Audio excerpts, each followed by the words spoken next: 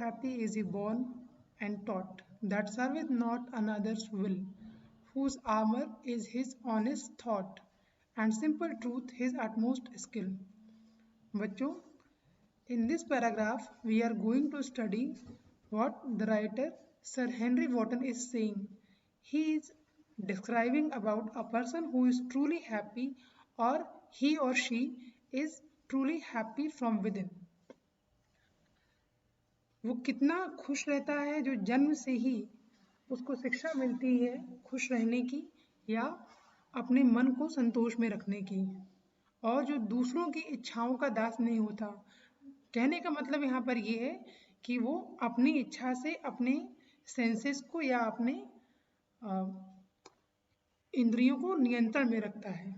वो उसके वश में नहीं, वो उसके वश में होती है, न कि वो अपनी इंद्रियों के वश में होता है। Whose armor is his honest thought, और उसके अस्त्र उसके ईमानदार विचार हैं। अर्थात जब भी वो कहीं परेशानी में, समस्या में फंसता है तो वो अपने ईमानदारी पूर्ण विचारों से ही उन समस्याओं का समाधान करता है, न कि कोई छोटा रास्ता या शॉर्टकट निकालने का प्रयास करता है। And simple truth his utmost skill, और सच्चाई के रास्ते पर चलकर ही वो अपनी निपुणता का, अपने समस्याओं से निपटने की कला का प्रदर्शन करता है। Whose passions not his masters are, whose soul is still prepared for death, untied unto the world by care of public fame or private breath. उसकी जो इच्छाएं होती हैं, उसकी जो कामना होती है, वो उनका दास नहीं होता, वो अपनी इच्छाओं को अपने नियंत्रण में रखता है। Whose soul is still prepared for death, और वो कभी भी मृत्यु से या किसी तरह के खतरे से भयभीत नहीं होता है। वो किसी भी प्रकार की समस्या का सामना करने के लिए तत्पर होता है। क्यों? क्योंकि उसको अपनी आत्मा की शक्ति पर विश्वास है। Untied unto the world by care, इस संसार के मोह माया के बंधनों से बंधा नहीं होता, जबकि वो इसी संसार का हिस्सा होता है। ऑफ पब्लिक फेम और प्राइवेट डेथ, और ना तो वो किसी की बुराई किए जाने से डरता है, ना उसको किसी प्रकार की फेम या प्रसिद्धि की लालसा होती है। Who envies none that chance doth raise, nor wise who never understood how deepest wounds are given by praise, nor rules of state but rules of good. वो कभी भी किसी से उसको जलन की भावना नहीं होती। जो 8 या 9 मनुष्यों की मनुष्य जनित कमियां बताई गई हैं या उनकी बुराइयां बताई गई हैं, ऐसा नहीं कि वो उनसे मुक्त होता है, परंतु वो उन बातों को अपने अंदर नहीं आने देता। और भाग्य से जो अपना इस समाज में उठने वाले हैं या संपत्ति या धन को एकत्र कर लेने वाले हैं, उनको सोच करके उसके अंदर कोई दुर्भावना नहीं पनपती, न ही कोई बुराई आती है, और वो कभी भी इन बातों से अपने आप को प्रभावित नहीं होने देता, क्योंकि वो समझता है कि तारीफ करके या प्रशंसा करके किस तरह से लोग दूसरों को गहरे घाव देते हैं या उनकी पीठ पर छुरा भोगते हैं। Not rules of state but rules of good, और वो इस स्टेट के यानी कि राज्य के जो नियम हैं, राजा के जो रूल्स हैं, उनको लेकर नहीं चलता, बल्कि उन बातों को फॉलो करता है, उन बातों के पीछे रहता है जो बातें अच्छाई की ओर लेकर जाती हैं। उनके लिए वो किसी की भी चिंता नहीं करता है। In the fourth stanza, who hath his life from rumors freed, whose conscience is his strong retreat, whose state can neither flatterers feed, nor ruin make oppressors great. वो अपनी जीवन को किसी भी तरह की अफवाहों से मुक्त रखता है। दूसरे उसकी पीठ के पीछे क्या कर रहे हैं, whatever they are saying at the back of him, he और she never cares for that, वो उसकी चिंता नहीं करता। Whose conscience is his strong retreat, और जब भी किसी समस्या में फंसता है, कोई बुराई उसको घेरती है, तो वो अपनी अंतरात्मा की आवाज को वरीयता देता है, वो उसकी आवाज को सुनता है और अंधेरे में भी उसी आवाज के प्रकाश को लेकर के वो अपने मंजिल तक, अपने उद्देश्य तक पहुंच जाता है। Whose state can neither flatters feed, और ना ही वो चाटुकारों से या जो उसके मुंह पर अच्छी अच्छी मीठी मीठी बातें करते हैं, उनकी बातों से प्रभावित नहीं होता। नॉर रूइन मेक ऑपरेसर्स ग्रेट, ना ही वो जो ऐसे लोग जो संसार में लोगों को तंग करते हैं या उनके ऊपर अत्याचार करते हैं, वो उस तरह के लोगों के विकास को देखकर, उनकी उन्नति को देखकर कभी भी अपने आप को उस रास्ते पर चलाने का प्रयास नहीं करता है। The fifth stanza, who God doth late and early pray, more of his grace than gifts to lend, and entertains the harmless day with a religious book or friend. और वो पर्सन, वो इंसान जो अपने मन से वास्तविकता में प्रसन्न रहता है या रहना चाहता है, वो सदैव ईश्वर के नज़दीक रहने का प्रयास करता है। उसके लिए वो हमेशा उनकी प्रार्थना करने का प्रयास करता है। प्रार्थना का मतलब ये नहीं कि वो हमेशा हाथ जोड़ के बैठा होता है। इसका मतलब ये है कि वो अपने हर कार्य के पहले ईश्वर का नाम लेता है, उस कार्य को सोचता है कि वो ईश्वर की नज़रों में अच्छा होगा या बुरा होगा, तभी वो उस कार्य को करना चाहता है।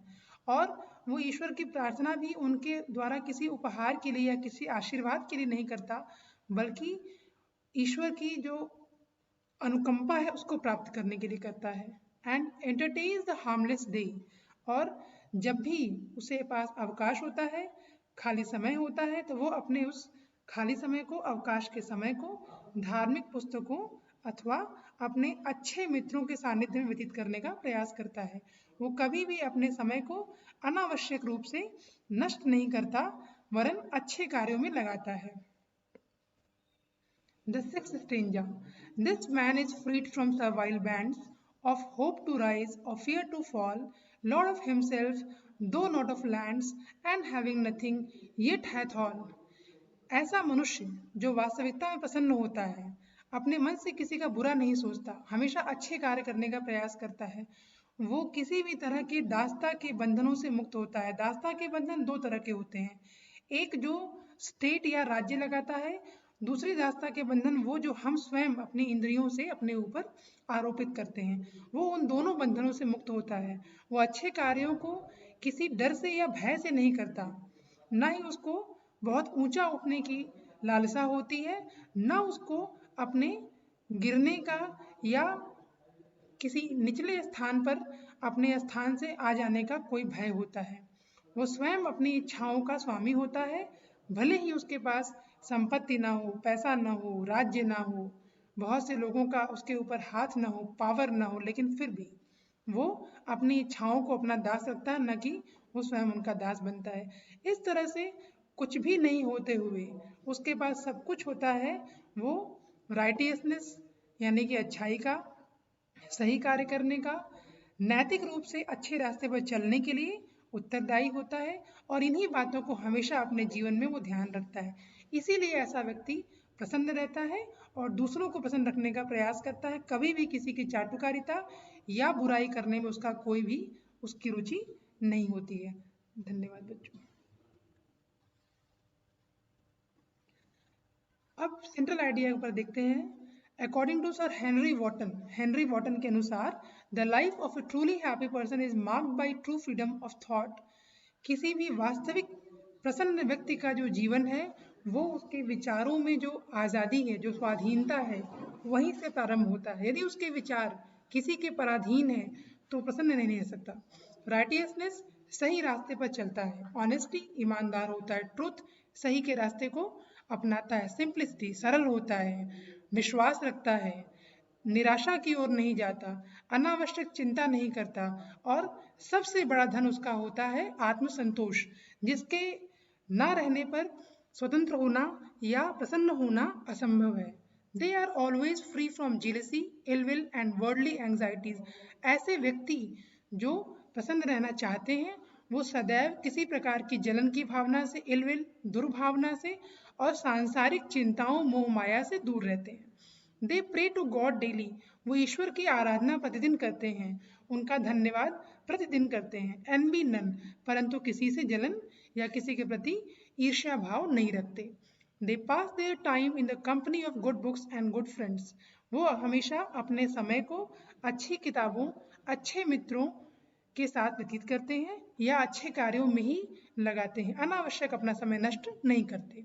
The person who is happy from with in, वो व्यक्ति जो अंदर से वास्तविकता में प्रसन्न रहना चाहता है या होता है, only they can master their senses, वो वही व्यक्ति होता है जो अपनी इंद्रियों पर नियंत्रण रखना जानता है।